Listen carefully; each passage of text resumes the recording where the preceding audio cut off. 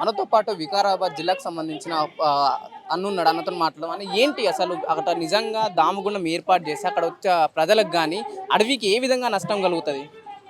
ఇది ఇప్పుడు మా అడవి మాకు సురక్షితంగా ఉంటుందని మాకు మొదటి ఆలోచన. అయితే వాళ్ళ తర్వాత ఏం చేసినా చిన్నగా వచ్చి ఏం చేసినా ఎంఆర్ఓ ఆఫీసులు కలెక్టర్ ఆఫీసులు వచ్చి మా నేవీ రాడార్ వస్తుంది కాబట్టి ఏంటంటే దీనికోసం మాకు ఈ 3000 ఎకరాలు కనీసం అంటే మేము వాళ్ళకు నేవీ రాడార్ గొప్ప చెప్తున్నామని చెప్పి వాళ్ళు చెప్పినారు అనమాట. చెప్తే మేమన్నాము నేవీ రాడార్ గొప్ప చెప్తే కనీసం అంటే మాకు ఏం ఇన్ఫర్మేషన్ లేకుండా మాకేం లేకుండా అవగాహన లేకుండా మీరు నేవీ రాడార్కి వస్తే మాకేముంటుంది, మేము తీర్మానం ఇవ్వమన్నాం ఫస్ట్ నాడు. ఆ తర్వాత ఏం చేసినంటే ఎంఆర్ఓలు వచ్చినారు, ఆర్డీఓ ఆఫీసులు వచ్చినారు. ఆ తర్వాత మళ్ళీ పోయి ఏం చేసినట్టే తెల్లారి కలెక్టర్ తోలుకొని వచ్చారు. కలెక్టర్ తోలుకొని వచ్చి కాకపోతే ఏంటంటే ఇది మీకు గ్రామానికి ఇల్లు కట్టిస్తాము, స్కూళ్ళు కట్టిస్తాము, మీకు ఆవులకు పాలు అవి ఇవి మొత్తం మీకు ఉపాధి కలుగుతుంది, మొత్తం ఈ రాడార్ వస్తే కాకపోతే ఏంటంటే ఇక్కడ అంతా జనాలు అవుతారు కాబట్టి మీకు లాభం అవుతుంది అని చెప్పి. ఇప్పుడు ఈ దామగుండం వివాదం ఎన్ని సంవత్సరాల నుంచి చెలరేగుతుంది? అంటే అక్కడ రాడార్ పెడతాం, చెట్లన్నీ 12 లక్షల చెట్లను కొట్టివేస్తామని ఎప్పుడు మీకు తెలిసింది? ఇప్పుడు రాడార్ పెడతామని కనీసం ఇప్పుడు 10 సంవత్సరాలు నడుస్తున్నది. ఇప్పుడు 10 సంవత్సరాలు కొలుచుడు ఆ ఏరియాలు వాతుడు అది వాతుడు ఇది వాతుడు అంటే ఏంటి కోసం పెడుతుందంటే అప్పటి సంది వాళ్ళు వచ్చిన మీరు వచ్చిన ఏంటి కోసం దేని కోసం అట్లా తెలుస్తుంది రాడార్. అయితే ఇప్పుడు పక్కగా కనీసం అంటే 5 సంవత్సరాల సంది ఇది పక్క రాడార్ వస్తున్నది అనే ఉద్దేశంతో మాకు బాగా తెలిసింది. అయితే ఆ తర్వాత ఏం చేసి మా స్వామి ఉన్నాడు కదా, ఆయన ఏం చేసింది దాని అంతా రిపోర్ట్ కనీసం అంటే మేధావులతో అంతతో మాట్లాడి దీంతో ఏం నష్టం ఉన్నది ఏమున్నదని చెప్పి ఆయన తిరిగి పెద్ద ఇంత ఫైల్ చేశాడు. అయితే అమెరికాలో ఏం జరిగిందో ఆ ఫైల్ కూడా తెచ్చాడు ఆయన. అయితే ఆ ఫైల్ చదివాక మేధావులంతా అప్పుడు ఉల్టా అయిపోయాడు. కాబట్టి ఏమిటంటే ఇది చాలా నష్టం ఉన్నట్టున్నది. కాబట్టి అక్కడైతే అమెరికాలో అయితే పెట్టినా లేదా ఆ ప్రాజెక్టు 6 సంవత్సరాలు నడిచింది. ఆడికెళ్ళి ఏం చేసిందంటే అక్కడ శ్మశాన వాటిగా మారింది.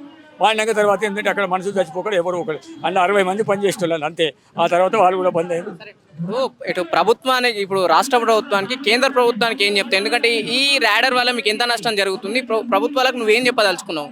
మేము 50 కనీసం అంటే 100 సార్లు మాకు ఏమిటో దాన్ని అవగాహన చేయండి. మేము ఏం చేయాలి, మీరు వస్తున్నారు రాడార్ అని చెప్తున్నారు కానీ మేము ప్రజలు ఉంటాం, మా ఊళ్ళో వచ్చి మాకు ఇది జరుగుతుంది ఇది అవగాహన చేయమంటే ఒక్కరు కూడా రాలేదు ప్రభుత్వం. రాలేదు, ఇదివరకు కూడా రాలేదు, ఇప్పటికి కూడా రాలేదు. ఇప్పుడు కూడా చెప్పండి చెప్తాం, ఎమ్మెల్యేలు చెప్పినాం, వాళ్ళకి చెప్పినాం, వీళ్ళకి చెప్పినాం. మీరు రండి మా ఫ్లిప్కు సంజాయించండి, ఇది ఏం నష్టం ఉంది, లాభం ఉన్నది ఏమున్నది ఏం చెప్పకుండా కనీసం అంటే రోజు దాన్ని దొప్పుతూనే ఉన్నారు, ముంగలు దొప్పుతూనే ఉన్నారు. తీసుకొని వచ్చి ఇప్పుడు అక్కడ నిర్మాణం కోసం కనీసం అంటే అక్కడ లేబర్ కోసం ఇల్లు కడుతున్నారు. కనీసం అంటే ఒక 400 మంది ఒక దిక్కు, 500 మంది ఒక దిక్కు పెద్దగా ఒక గృహం కడుతున్నారు. అంత మొత్తం వాళ్ళు ఉండడానికి ఎవరికి లేబర్ ఉండడానికి. అయితే దాని చుట్టూ కనీసం అంటే రోడ్ వేస్తారు, 37 కిలోమీటర్ రోడ్ వేస్తారు చుట్టూ కనీసం అంటే 2900 కిలోమీటర్ అడవి మొత్తం రోడ్ వేస్తారు. ఇక అక్కడ దేవుడు అక్కడనే ఉంటుంది, రామగుండం అక్కడనే ఉంటుంది, అందులోకి ఎవరు ఓనికి రాదు. అయితే ఇప్పుడు అది రోడ్ వేస్తున్నారు, రోడ్ వేసుకుంటే వాళ్ళు సంజాయిస్తున్నారు. ఎవరైనా అడ్డం వస్తే ఏం చేస్తారంటే బుగులు పడుతున్నారు, బుగులు పట్టి మళ్ళీ ఏం చేస్తారు పోతున్నారు, మళ్ళీ వస్తున్నారు, కొలుస్తున్నారు. కొన్ని జెండలు వాడితే మేము అన్ని వీక్ పడేసినాం. కాకపోతే ఏంటంటే వాతావరణం అప్లికేషన్ కూడా వాళ్ళు ఏం చేస్తున్నారు, వస్తూ ఉన్నారు, కొలుస్తున్నారు, పోతున్నారు. ఇప్పుడు కనీసం అంటే ఇప్పుడు లేబర్ ఉండడానికి ఇల్లు కడుతున్నారు. కాబట్టి ఇది ప్రాజెక్టు వచ్చింది ఖచ్చితంగా అనే ఉద్దేశం ఇప్పుడు మాకు అర్థమైంది. కాకపోతే దాని గురించి మీడియా గురించి కనీసం అంటే వచ్చింది అక్కడ దామగుండంకి వస్తే వాళ్ళకి చెప్పినాం ఆవేదన ఇది జరుగుతుంది. కాబట్టి మాకేం తెలుసు అంటే ఇప్పుడు ఈ మీడియా వాళ్ళ సహకారంతో మేము ఇప్పుడు ఈ ప్రాజెక్టు గురించి ఉద్యమం ముందరికి సరిపోతుంది. చెప్పండి, ఎక్కడి నుంచి వచ్చారు, ఏ విధమైన ఈ ప్రొటెస్ట్ ముందుకు తీసుకెళ్ళగలుగుతారు? నేను ఉస్మానియా యూనివర్సిటీ స్టూడెంట్ లీడరు. అయితే వాస్తవానికి ఈరోజు జరుగుతున్న కార్యక్రమం ధర్నా చౌక్లో దామగుండం ఫారెస్ట్ని కొలాప్స్ చేయడము ఎవరిది కాదు. ఎందుకంటే ఈ ఫారెస్ట్ భూమిపైకి మానవుడు ఒక అతిథి లాంటి వాడు. సర్వనాశనం చేస్తుంటే భవిష్యత్ తరాలు ఏం కావాలి, భవిష్యత్ తరాల బ్రతుకు ఏం కావాలని నేను అడుగుతున్నాను. కాబట్టి ఈరోజు ఈ ప్రకృతిని నాశనం చేసిపోతా ఏదో భూమి మీదకి వచ్చి అంతా వాడుకొని పోతుంటే భవిష్యత్ తరాల జీవితం ప్రశ్నార్థకంగా మారబోతుంది. కాబట్టి ప్రతి ఒక్కరి బాధ్యత, ఈ భూమిపైన ప్రతి ఒక్కరు జీవిస్తున్నారు, ప్రతి ఒక్కరి బాధ్యత తన అందరికి తానుగా స్వతహాగా వచ్చి స్పందించాల్సిన అంశం ఇది. ఎందుకంటే ఇది ఒక పొలిటికల్ కాదు, ఒక వ్యక్తికి సంబంధించింది కాదు, ఒక ప్రాంతానికి సంబంధించింది కాదు. టోటల్గా ఈరోజు హైదరాబాద్కి ఒక గుండెకాయ లాంటిది. ఎందుకంటే అక్కడ నుంచి స్వచ్ఛమైన వాటర్ వస్తుంటుంటాయి.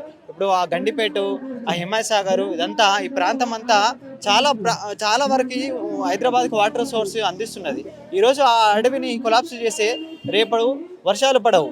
కాబట్టి ఈ కంపెనీలు రావడం వల్ల పొల్యూషన్ అవుతుంది. కాబట్టి చాలా పేద ప్రజల జీవితాలు ఆగమవుతాయని నేను అడుగుతున్నాను. తక్షణమే ఈ ప్రభుత్వము బ్యాగ్ తీసుకొని వేరే ప్రాంతానికి ఉన్న ఉన్న ప్రాంతంలో ఉన్న అడవిని, స్వచ్ఛమైన అడవిని నాశనం చేసి కంపెనీలు తీసుకొస్తే ఎవరికి లాభాలు, ఎవరికి లక్షల కోట్లు చేకూరుతున్నాయి? ప్రభుత్వాలు పేద ప్రజల కోసం పనిచేయాల్సిన అంశం ఇక్కడ. పేద వర్గాల కోసం పనిచేయాల్సింది కాకుండా ఇలా కాకుండా ఏదో ఎక్కడైతే ఉన్నదో ఆ అడవిని నాశనం చేసి లక్షల కోట్లను సంపాదించుకుంటా వీళ్ళపైన మేము జీవితాలని, మా కుటుంబాలు బాగుపడుకుంటా అంటే ఇది కరెక్ట్ కాదు. కాబట్టి తక్షణమే ప్రభుత్వం ఈ నిర్ణయం బ్యాక్ తీసుకోకపోతే పెద్ద ఎత్తున మేము నిరసన చేపడతాం, ప్రభుత్వానికి వ్యతిరేకంగా కొట్లాడతాం. ఇంకా లక్షలాది మంది విద్యార్థులు వస్తారు. మేము ఒక యువతగా చెప్తున్నాను నేను ఈరోజు, మీరు తక్షణమే మీరు నిర్ణయం తీసుకోకపోతే రానున్న రోజులలో మీ ప్రభుత్వానికి చాలా వ్యతిరేకత వస్తుంది. మీరు ఇట్లాంటి నిర్ణయాలు తప్పు నిర్ణయాలు. కాబట్టి ఏదో ప్రాంతానికి దూరంగా తీసుకోండి, అడవిని, మంచి స్వచ్ఛమైన ప్లేస్ని మీరు ఈ రకంగా ధ్వంసం చేస్తుంటే ఎంతవరకు కరెక్ట్ కాదని నేను తెలియజేస్తున్నాను. Save Damagundam, save. ఎక్కడి నుంచి వచ్చారు అక్క? ఏంటి ప్రభుత్వం ఈ దామగుండం పైన ఎలాంటి చర్యలు తీసుకుంటే బాగుంటుంది, అంటే ఎక్కడికైనా మార్స్తే బాగుంటుంది ర్యాడర్? ప్రభుత్వం అన్నీ ఆల్రెడీ చేసేసింది, అక్కడ ప్రాజెక్ట్ స్టార్ట్ అయిపోయింది. ఇప్పుడు ప్రభుత్వం ఫస్ట్ ఆఫ్ ఆల్ ప్రజలకు ఏం కావాలి అని ప్రజలకు అడగాలి. అక్కడున్న ప్రజలకైతే ఆ ర్యాడర్ అవసరం లేదు. And most of us don't know what it is యాక్చువల్గా కదా. అయినా కానీ ఏదో ఒకటి స్టార్ట్ చేసి దానికి ఉద్యోగాలు ఇస్తామనడము చాలా మూర్ఖత్వపు ఆలోచన. అండ్ ప్రజలందరూ కూడా ఆలోచించాల్సిన విషయం ఏంటంటే, ఫస్ట్ మనకి ఏం కావాలి? గాలి కావాలి, కరెక్ట్? అసలు మనం పీల్చుకోవడానికి కావాల్సింది గాలి. అదే లేనప్పుడు మనకు ఉద్యోగాలు వస్తే ఏంటి, లేకపోతే బిల్డింగ్లు వస్తే ఏంటి, ఇంకేదైనా వస్తే ఏంటి? So it's not important. And ఇంకోటి ఏంటంటే, అడవికి మన అవసరం లేదు నిజం చెప్పాలంటే, కానీ మనకు అడవి అవసరం ఖచ్చితంగా ఉంది. So it's not about save trees or save nature. ఏంటండి, 4.5 బిలియన్ ఇయర్స్ నుంచి ఉంది భూమి, దాన్ని కాపాడాలి అనుకోవడం అసలు మన మూర్ఖత్వం కూడా. ఎందుకంటే అది ఎట్లయినా ఉంటుంది, ఇట్ విల్ ఎవాల్వ్ యాక్చువల్లీ. కానీ కాపాడుకోవాల్సింది మనని అండ్ మన పిల్లల్ని, పిల్లల భవిష్యత్తుని. ఇది పట్టించుకోకుండా నా ప్రాజెక్ట్ వల్ల అది వస్తుంది, ఇది వస్తుంది అనడం చాలా మూర్ఖత్వం. అండ్ ఇంకోటి, అక్కడ ప్రజలని అడగాలి, వాళ్ళ అమాయకత్వంని, ఇన్నోసెన్స్ని తీసుకొని వాటిని ఉపయోగించుకొని ఆ ప్రాజెక్ట్ స్టార్ట్ చేయడమే ఫస్ట్ ఆఫ్ ఆల్ తప్పు. అది ఎంత అవసరం ఉన్నా కానీ వాళ్ళకి అవసరం లేదన్నప్పుడు ఆపేయాలి. అంటే అక్కడ ప్రభుత్వాలకు తెలియదా నిజంగా దాదాపు 12 లక్షల చెట్లను కొట్టేస్తే ఆక్సిజన్కి ఇబ్బంది అవుతుంది, వాతావరణం, పర్యావరణం నష్టం అవుతుందని తెలియదు అంటారు ప్రభుత్వాలకు? ప్రభుత్వానికి ఎందుకు తెలియదు అండి? అన్నీ తెలుసు. ఎవరికి తెలియదు? చెట్టు కట్ చేస్తున్నాము అని అంటే, చెట్టు పోతుంది అని అంటే ఎంత మనకి అన్నీ తెలుసు. ప్రభుత్వానికి ఏంటండి, ఎవరికైనా తెలుస్తుంది. It's a basic common sense యాక్చువల్గా కదా. ప్రభుత్వానికి తెలియకుండా అయితే ఉండదు, తెలిసే చేస్తారు అన్నీ, రైట్? తెలిసే ఇది స్టార్ట్ అయ్యింది, మాకు తెలీదు అనుకొని చేతులు ఎత్తేసుకుంటే, ఒకవేళ ఇప్పుడు తెలిసింది కదా, తెలిసిన వాళ్ళు చెప్తున్నారు కదా, ఇప్పుడు ఆపేసుకోండి, రైట్? ఇప్పుడు ఆపేసుకుంటే తప్పేం లేదు కదా. అంటే దాదాపు దేశంలో 8 రాష్ట్రాలు తిరస్కరించినా సరే తెలంగాణ ఎందుకు యాక్సెప్ట్ చేయాల్సి వచ్చింది ఈ విషయంలో? అది వాళ్ళకే తెలియాలి మరి, వాళ్ళ పర్సనల్ మోటో. అంటే ఇక్కడ జనాలు అమాయకులు అనుకున్నారో, లేకపోతే ఎవరికి ఏం తెలియదు అనుకున్నారో, అందుకని వాళ్ళు స్టార్ట్ చేసి ఉంటారు. అందరూ రిజెక్ట్ చేసినా మనోళ్ళే యాక్సెప్ట్ చేయాలి అని అంటే ఖచ్చితంగా అది ప్రజలు ఏం చెయ్యరులే అన్న ఒక మూర్ఖత్వపు ఆలోచన అని నేను అనుకుంటున్నా. వెళ్ళారా ఈ దామగుండం అడవులో ఉన్న చుట్టుపక్కల ఉన్న ప్రజల దగ్గరికి వెళ్ళి మాట్లాడారా ఈ విషయం పైన, వస్తే ఇలా అవుతుంది అని చెప్పేసి? యా నేను ఇందాకనే చాలా మందితో మాట్లాడాను, వాళ్ళు కూడా చెప్తున్నారు మాకు యాక్చువల్గా వాళ్ళు ఎప్పుడో ప్రాజెక్ట్ స్టార్ట్ చేశారో అప్పుడు కూడా మేము అపోజ్ చేసినా కానీ మాకు అంత శక్తి లేదు, స్ట్రెంగ్త్ లేదు, ఎవరు ముందుకు రాలేదు, స్ట్రెంగ్త్ లేదు. కాబట్టి వాళ్ళు విలేజెస్, ఎస్పెషల్లీ విలేజెస్ ఎప్పుడు ఎలా ఉంటారు, ఒక పొలిటీషియన్ వచ్చి, ఒక చదువుకున్నోడు వచ్చి ఏదైనా చెప్తే దాన్నే వాళ్ళు నమ్ముతూ ఉంటారు. సో మమ్మల్ని అమాయకుల్ని చేసి వాళ్ళు వాడుకున్నారు అని కూడా చాలా మంది ప్రజలు చెప్తున్నారు. And media has to go there, గ్రౌండ్లోకి వెళ్ళి వాళ్ళని అడగాలి, యాక్చువల్గా ఆ విలేజెస్ని అడగాలి అసలు ఎట్లా స్టార్ట్ అయింది ఏంటి అని. అప్పుడు మనకి ఇంకా అన్ని విషయాలు తెలుస్తాయి. అండ్ ఇంకోటి, అనంతగిరి హిల్స్లో నేను చాలాసార్లు వెళ్ళాను, ట్రైబల్స్తో మాట్లాడాను.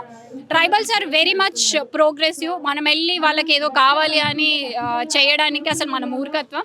they are progressed in their own ways. We don't need to go there and tell them that you have to progress, right? ఈ విషయంలో ఏమన్నా ఈ రాడర్ విషయంలో ట్రైబల్స్ ఏ విధమైన రెస్పాన్స్ వస్తుంది అక్కడ నుంచి? ట్రైబల్స్ కాపాడాలనుకునేది కాపాడుతున్నారు. ఒకవేళ వాళ్ళ దాకా వచ్చింది అనుకో, ఖచ్చితంగా వాళ్ళు ముందుకు వస్తారు, చావో రేవో తెలుసుకుంటారు. వాళ్ళ దాకా వెళ్ళకూడదనే మేము అనుకుంటున్నాము. ఎందుకంటే వాళ్ళ దాకా వెళ్ళినప్పుడు they will fight against anybody. యాక్చువల్గా ట్రైబల్స్ మనలాగా వచ్చి ఫ్యాన్సీగా అయితే ధర్నాలు చేయరు. They will go in to ground. ఒక చెట్టును కూడా నరకనివ్వరు యాక్చువల్లీ. సో ట్రైబల్స్కి ఉన్న శక్తి చాలా ఎక్కువ. వాళ్ళతో మాత్రం అసలు పెట్టుకోవద్దు. నా సొంత పూడూరు. నా పేరు మహేష్ కుమార్. ఇంతకుముందు 10 ఏళ్ల కింద రామ్మోహన్ రెడ్డి ఎమ్మెల్యే ఉండే. అతను వచ్చే సాయంత్రం పూట వచ్చిండు మా ఊరికి. విలేజ్కి వచ్చి ఇక్కడ నేవీ రాడర్ వేస్తున్నాము, మొత్తం 2900 ఎకరాలు నేవీ రాడర్కి ఇస్తున్నాము, మీకు అందరికి జాబులు వస్తాయి అని చెప్పి ఒక అపోహ లేపిండు ఊళ్ళో. లేపి అంటే ఊరస్తులు ఏం చేస్తారు, అరే పాపం మా దగ్గర భూములు లేవు కదా, జాబులను వస్తే బతుకుతారేమో అని చెప్పి అందరు ఏం చేసినారు, సంతకాలు పెట్టారు. అది ఏమైంది, అది ఇప్పుడు ఎవరికి జాబులు రావాల. నేవీ రాడ్ అనేది సెంట్రల్ గవర్నమెంట్, అది పెద్ద పెద్ద టవర్లు పడతాయి, ఉన్న భూములన్నీ పోతున్నాయి. ఇంకోటి అక్కడ రేడియేషన్ ఎక్కువ. రేపు పొద్దుగాల గర్భిణులు చిన్నపిల్లలకు చాలా ఎఫెక్ట్. అది 12 లక్షల చెట్లు అక్కడ ఆయుర్వేదిక్ చెట్లే మొత్తం. ఆ చెట్లు కూడా మంచి మంచి చెట్లు ఉన్నాయి అక్కడ. అది ఏదో అపోహ లేపి పబ్లిక్ మొత్తము ఏదో చేశారనమాట. మళ్ళీ 10 ఏళ్ళు కేసీఆర్ ఉండే కాబట్టి దాన్ని మూసిండు. మళ్ళీ ఇప్పుడు అది నేవీ రాడరు మళ్ళీ ఎమ్మెల్యే గెలిచిండు రామ్మోహన్ రెడ్డి. నెల కూడా కాలేదు, దాన్ని మళ్ళీ ఫైలు ముందు తీసుకుపోయాడు. దాన్ని మన రేవంత్ రెడ్డి గారు దాన్ని ఓకే చేసిండు, వాళ్ళకి అప్పచెప్పిండు ఆల్రెడీ. మా చుట్టుపక్కల గ్రామాలు ఏంటంటే చాలామంది అడవి మీద బతకడం చాలామంది ఉర్రు.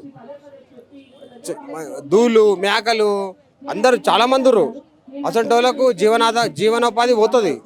కాబట్టి మాకు నేవీ రాడర్ అవసరం లేదు. ఎక్కడన్నా ఎడారులు వేసుకోమని వద్దంటలే, పెద్ద పెద్ద ఉన్నాయి మన దేశంలో ఎడారులు ఎక్కువ చాలా ఉన్నాయి, అక్కడ వేసుకోమను. ఇక్కడ మంచి వాతావరణం. ఇక్కడ హైదరాబాద్కు 60 కిలోమీటర్ దూరం పూడూరులో అడవి ఉంది, దామగుండం.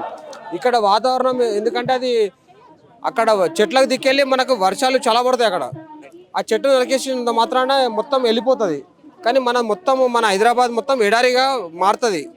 నా ఉద్దేశం ఏంటంటే ఈ టవర్ అవసరం లేదు, మనకు నేవీ రాడర్ అవసరం లేదు. రైట్, ఇది పరిస్థితి మనం చూస్తున్నాం. ఏదైతే ధర్నా చౌక్లో దామగుండం ఇష్యూ చాలా పెద్ద ఎత్తున ధర్నా కొనసాగించడం జరుగుతుంది. ఏదైతే గత కొన్ని రోజులుగా ఉమ్మడి ప్రభుత్వంలో దీన్ని స్టార్ట్ చేసి ప్రస్తుతం దాన్ని శరీర వేగంగా రాడర్ పనులు కొనసాగిస్తున్నాయి. దీనివల్ల దాదాపు దామగుండం చుట్టుపక్కల ఉన్న వికారాబాద్లో ఉన్న 12 లక్షల చెట్లు అడవి కూడా పూర్తి స్థాయిలో నాశనం అవుతాయి. చుట్టుపక్కల ఉన్న జనాలు కూడా దీనివల్ల నష్టపోతారని చెప్పేసి ఒకవైపు ప్రజలు దానిపైన ఆవేదన చెందుతారు. చాలా వరకు జేఏసీలు కానీ స్వచ్ఛంద సంస్థలు ముందుకు వచ్చి ఇది ఆపాలని చెప్పేసి చాలా ధర్నాలు కొనసాగించడం జరుగుతుంది. కెమెరామెన్ కిరణ్తో పవన్, మిర్రర్ టీవీ, హైదరాబాద్.